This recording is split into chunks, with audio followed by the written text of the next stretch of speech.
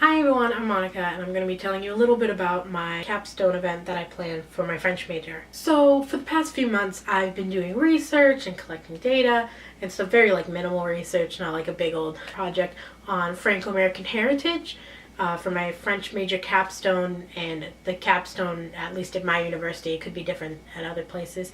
It's a big research project that you do at the end of your studies, either at the end of the 4 years or whenever you finish the program. It's like the last class that you take. Just showcase, what you can do. And I decided to create an event centered around Franco-American heritage because I just thought it would be a really fun thing to put together and something that I could really showcase my skills on and really kind of step out of my comfort zone of the projects that I had done beforehand. I first started off the project by writing a proposal paper that I sent to my advisor.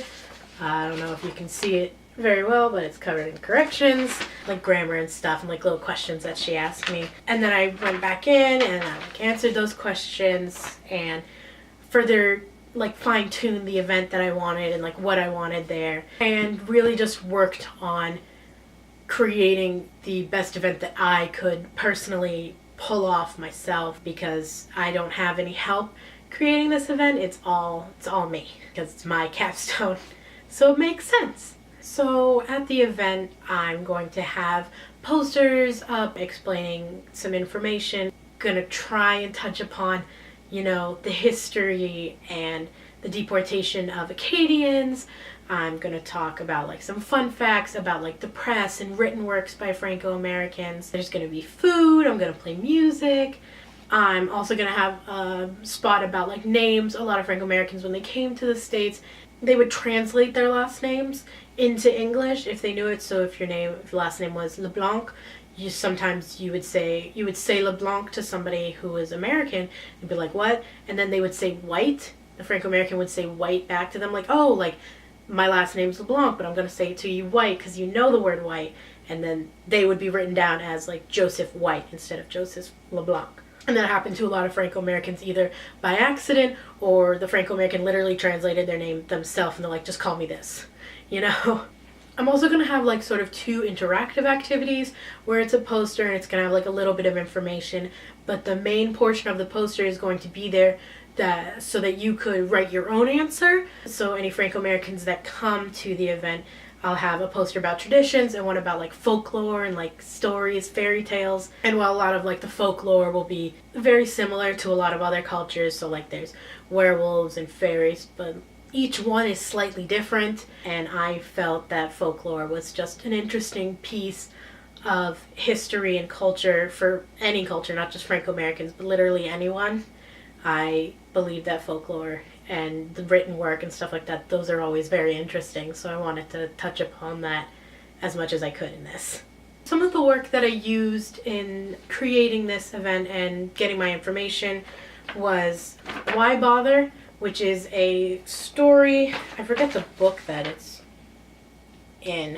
It's a photocopy chapter. This is an article that I actually used for class. All the articles that I used, I actually used in a class. But it's by Michael Parent, who's a Franco-American, and he talks about his family and why he's taken back his culture, in a sense, and a lot of the things that he's noticed about the Franco-American culture. He calls it his tribe a lot, which I thought was very interesting to call that his tribe.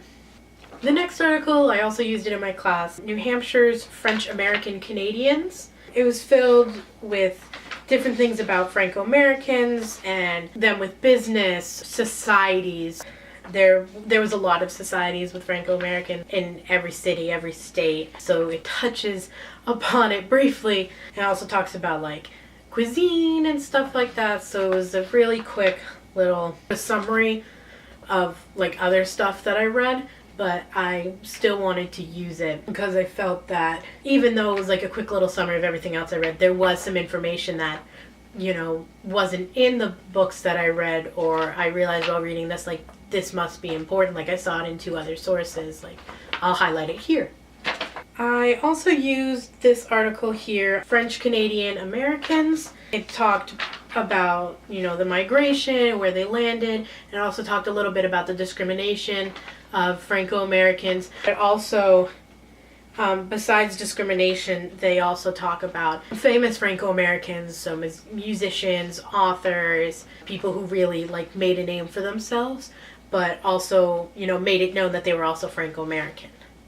So the last article that I used was the name of de Rose, which is the article that I used with the anglicizing and the translating of names. Writer Susan Whitebook goes through and she finds records from a city, and she goes through and she follows like families that are written down in different like church records and documents to see the progression of name changes and translations.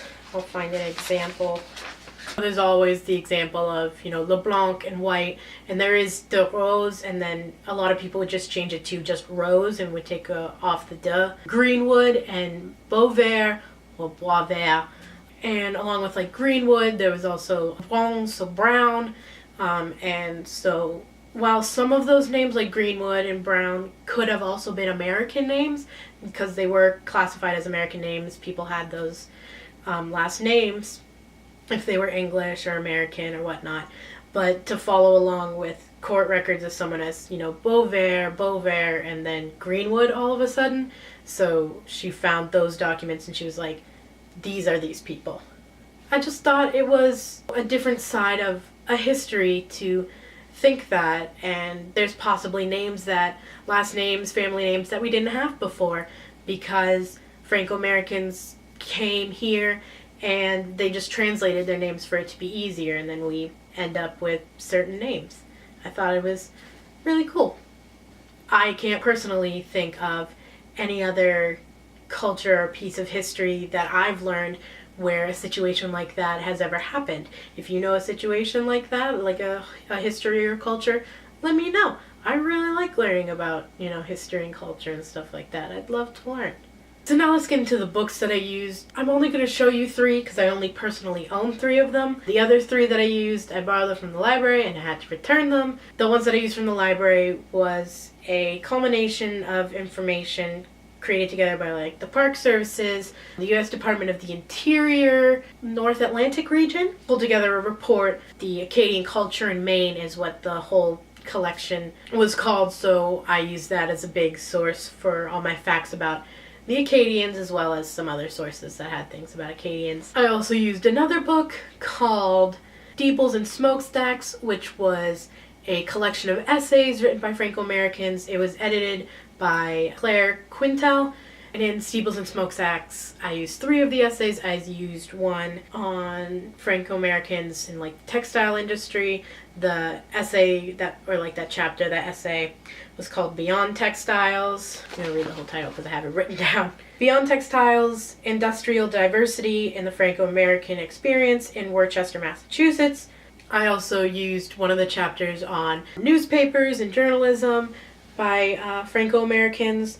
The article was called, or the essay was called The Franco-American Press, A Historical Overview. And then I used the essay called Acadian Survivance in New England, which is about Acadians again. And while I wish I could have read all of the essays, I really was narrowing my focus down. I didn't want to talk about everything that has to do with Franco-American history, even though it kind of seems like I am, because I wouldn't have time to put it all together, like everything that I wanted. I also used 2 chapters in the book, La foi, la langue et la culture, Franco-Americans in Biddeford, Maine. I used a chapter in there about French-Canadian beliefs and traditions, and I also used the one about discrimination, and it was titled what a lot of Franco-Americans were called by Americans, which were Chinese of the eastern states, and that phrase and that connotation stuck with Franco-Americans for a really long time, and they suffered the consequences of it for a long time. And it's also, I just find that's a very rude statement to make. Calling someone the Chinese of the eastern states, like, that's also rude to the Chinese.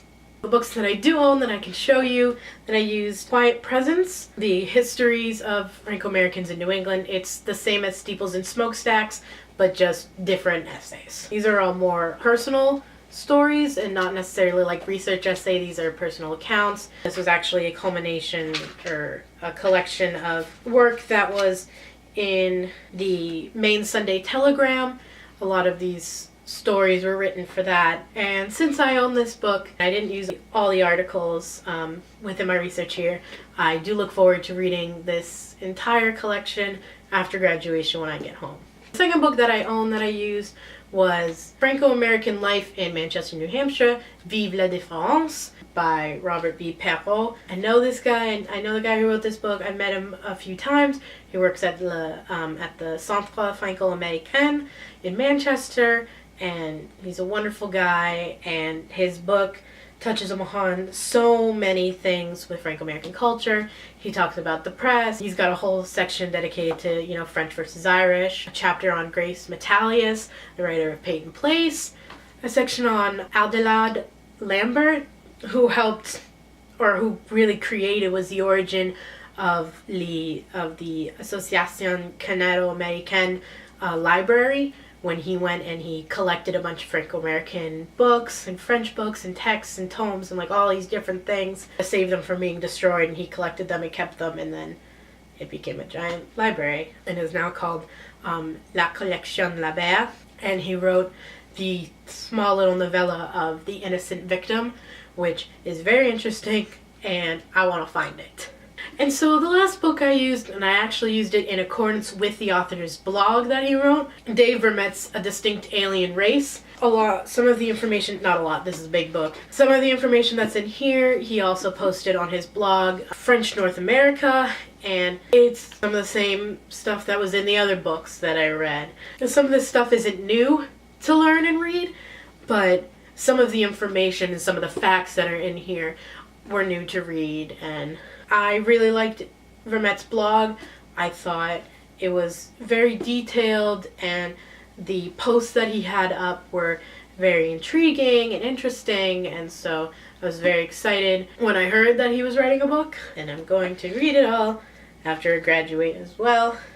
All the books that I used, I will leave links for them in the description, so if you want to go and read some of the books that I've read, or learn some of the things that I did, with a little more depth than this video gives, you can find it down in the description. Part of this project was not just creating the event and hosting it, it was also, creating things for it.